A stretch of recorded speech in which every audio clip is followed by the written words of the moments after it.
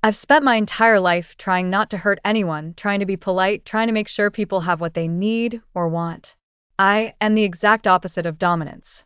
My first response to my husband's suggestion of my being dominant was to hesitate because I could see myself failing horribly if I actually attempted to try it.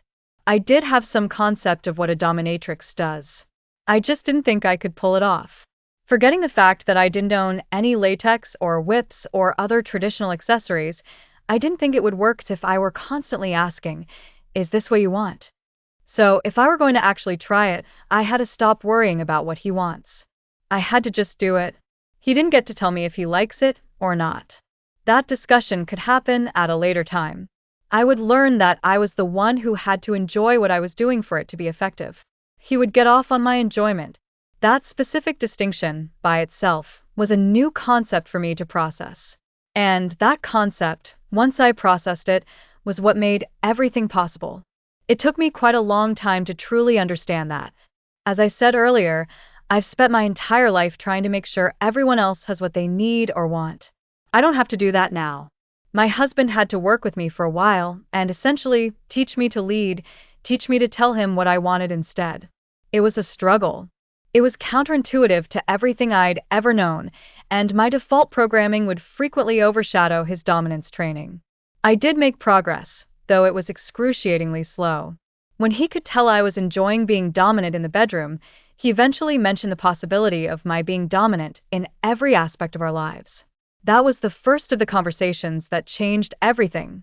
I generally saw myself as a nurturing caretaker, a typically more submissive role.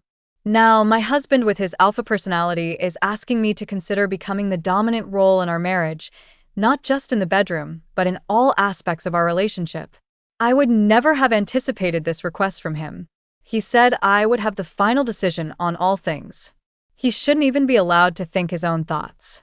If he did anything I didn't like, I could punish him. The punishment could be minor, such as grounding him from a favorite television show, to severe, such as spanking him hard with a belt. After the initial shock wore off, I decided the idea had definite appeal. But reality is frequently very different from whatever you imagine, and that terrified me. We still had kids at home, and I wasn't sure what this change would look like outside of our bedroom in front of our kids. While my husband was certain we could manage it, my anxiety wasn't so sure. We eased into it with some basic parameters, and I enjoyed making all the decisions. After a few weeks, we decided to increase my authority a bit. I was to tell him anything I wanted, and he would have to do it. He was doing quite a bit of the work around the house.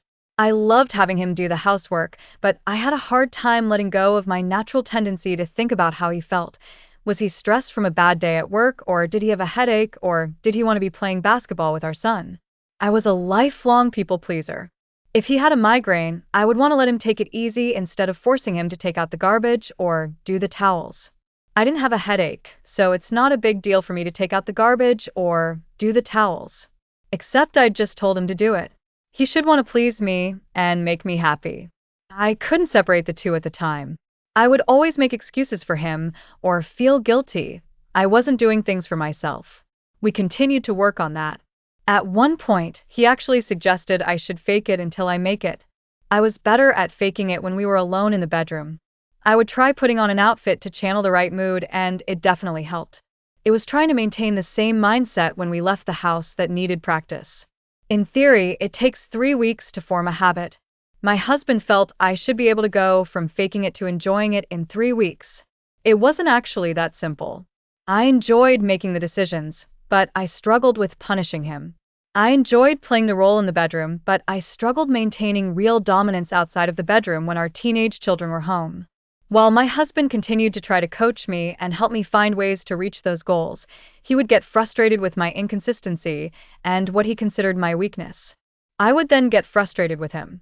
My frustration finally allowed me to punish him correctly for the first time. I never thought I would use a belt on my husband, and I was surprised to find it actually made me wet to do it. Don't forget to like and subscribe in the bottom right-hand corner if you like the content.